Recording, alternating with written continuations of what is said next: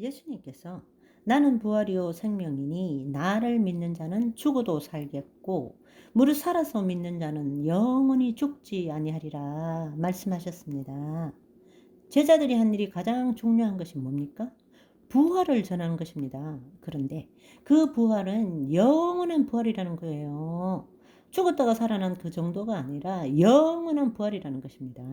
아멘. 우리는 부활절을 지내면서 단지 예수님이 부활하셨다, 이 사실만을 기념하고 있지만, 여러분, 2000년 전으로 한번 돌아가서 제자들이 경험한 것을 한번 상상해 보세요. 그 충격과 그 신비로움과 그 경이로움과 놀라움을 지금 우리가 상상해 보시라는 거예요. 우리가 부활의 삶을 산다, 그리스도께서 우리 안에 와 계신다, 이것은 지금 우리가 느끼는 것과 2000년 전 제자들이 느끼는 것은 완전히 다른 이야기입니다. 어떻게 그들이 그렇게 목숨을 걸고 그렇게 예수 그리스도를 증거할 수 있었겠습니까? 우리는 믿습니다. 믿습니다 말하지만 우리의 신앙을 볼 때 얼마나 우리가 회개할 때가 많습니까? 그런데 2000년 전 제자들은 그렇지 않았습니다. 왜?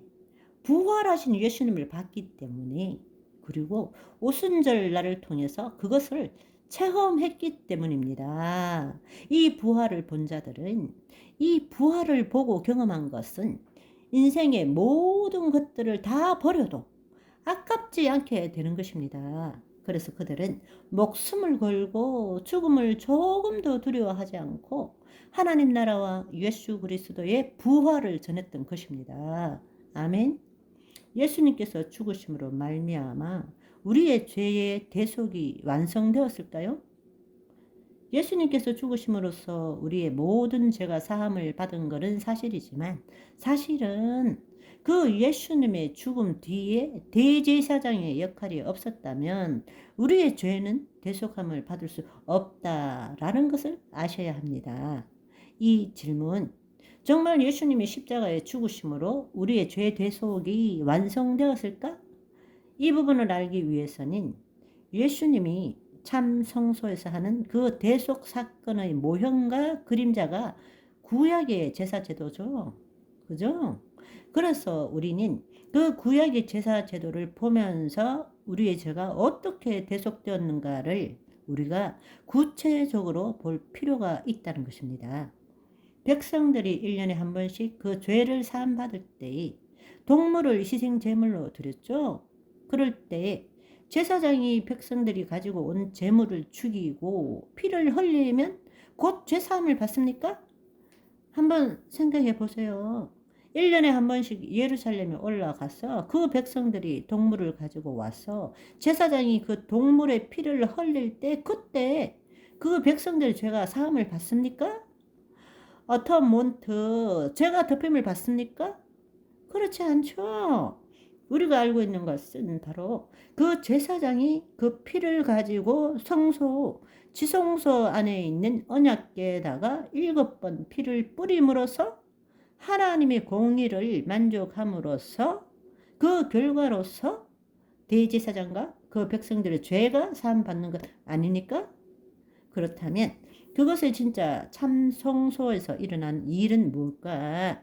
죽으시고 부활하신 후 승천하기 전에 우리 죄를 사하시기 위해서 하신 일은 무엇이었을까요? 우리는 이 그림자와 모형인 구약의 성막과 제사 제도를 통해서 예수님께서 부활하신 후에 하늘로 오르셔서 대제사장의 역할을 하셨다라는 것을 우리는 생각해 볼 수 있습니다. 예수님께서는 6월절 어린 양으로 희생 제물이 되셨죠. 십자가 사건을 칠 때까지는, 그러나 죽으신 후에는 그분이 대제사장이 되어서 하나님이 계신 지성소에 가서 자신의 피를 뿌림으로써 하나님의 공의를 만족시켜야만이 그때 비로소 예수 그리스도를 믿는 자들이 대속함을 받게 된다는 것입니다. 아멘. 그래서 히브리서 9장 11절 12절 말씀에 보시면 그리스도께서는 장래 좋은 일의 대제사장으로 오사 손으로 짓지 아니한 것 곧 이 창조에 속하지 아니한 더 크고 온전한 장막, 예수님의 장막은 즉 육신은 우리처럼 피조물이 아니죠. 온전한 장막으로 말미암아 염소와 송아지의 피로 하지 아니하고 오직 자기의 피로 영원한 속죄를 이루사 단번에 지성소에 들어가셨느니라. 여기 말씀은 성소로 나와 있지만 본래는 The Most Holy Place, 지성소입니다. 여러분 한번 생각해 보십시오. 이것을 뒷받침할 수 있는 내용이 뭔가 하면 예수님이 부활하신 다음에 제일 먼저 본 자가 누굽니까? 막달라 마리아죠. 그런데 막달라 마리아가 처음에는 예수님이 누군 줄 모르고 동산직인 줄 알고, 당신이 지금 이거 옮겼습니까? 이 안에 계시던 분 지금 어디에 계십니까? 이럴 때에 마리아가 눈을 떠 보니까 예수님이 뒤에 계신 것을 발견했죠. 그런데 예수님이 제일 먼저 하신 말씀이 뭔가 하면 예수께서 이르시되 나를 붙들지 말라. 내가 아직 아버지께로 올라가지 아니하였느니라. 너는 너희 형제들에게 가서 이르되 내가 내 아버지 곧 너희의 아버지 내 하나님 곧 너희의 하나님께로 올라간다 하라 하시니, 무슨 말인지 이해되시죠? 그렇지만 막달라 마리아가 가서 제자들에게 말했을 때에 제자들이 못 믿었죠. 그렇죠? 그렇지만 가장 중요한 사실은 제일 먼저 막달라 마리아가 예수님을 봤을 때 예수님이 제일 먼저 하신 말씀이 나를 만지지 말라, 붙들지 말라, 아직 아버지께로 올라가지 아니하였다. 다른 말로 희생제물로 피를 흘리고 그것을 가지고 다른 사람을 부정하기 때문에 누구도 만날 수도 없고 만질 수 없고 누구도 접촉할 수가 없고, 그걸 가지고 안뜰 성소, 지성소에 들어가서 그 속죄소에 피를 뿌려야 된다는 것입니다. 그런데 우리가 이미 알았던 것처럼 여러분 한번 생각해 보세요. 예수님이 부활을 하시고 8일 만에 다시 제자들에게 도마가 있을 때 오셔서 뭐라고 하셨습니까? 도마에게 이르시되 너의 손가락을 이리 내밀어 내 손을 보고 내 손을 내밀어 옆구리에 찔러서 봐라, 만져라, 그렇게 말씀하신 거예요. 한번 생각해 보세요.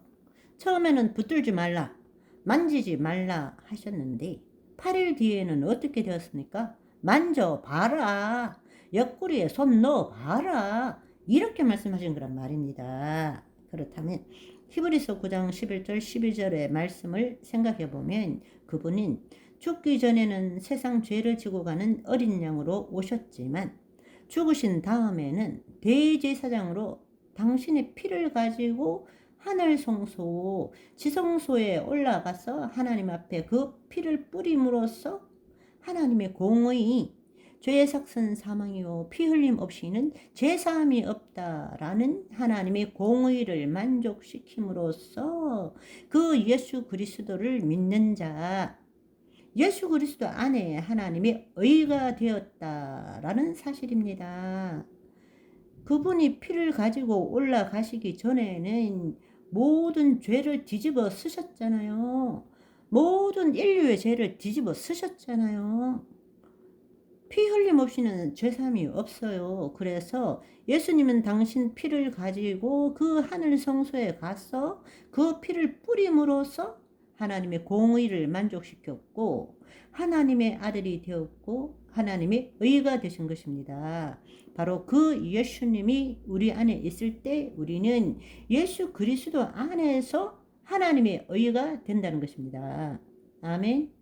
여러분, 예수님께서 단지 십자가의 죽으심만으로 우리 죄가 대속받은 것이 아니라 그 예수님이 세상 죄에 지고 가는 어린 양으로 오셨다가 죽으시고 난 다음에 대제사장으로 그 하늘의 참 성소에서 하나님 아버지의 공의를 만족시켰기 때문에 우리 죄가 사함받게 된 것입니다. 저와 여러분이 그동안 말씀을 잘 이해하지 못했을 때는 예수님이 십자가 지심으로 내 죄 사했네 라고 알았지만 십자가를 지시고 죽으심은 제물이 되신 것이고 대제사장의 신분으로 하늘 성소에 올라가서 참 지성소에 피를 뿌림으로써 그때 비로소 제사함을 받았다. 이제 아시겠죠? 천주교 이단들이 2000년간 예수님을 계속 십자가상에 못 박혀 있는 채로 올려놓은 이유가 뭔지 이해되시죠? 또 우리가 회개하는 것, 내가 무슨 잘못을 저질렀고 이런저런 잘못을 저질렀고 이렇게 매주할 고주할 나열하는 것이 아니라 예수님 안에서 나의 거짓자를 십자가에 못 박아 죽이는 것이 그것이 회개라는 것입니다. 십자가에 못 박혀 죽을 때 그럴 때 예수님이 피 뿌려 주심으로 중보자가 되신다. 그 뜻이 무엇인지도 이해되시죠? 그러면 오늘은 여기까지.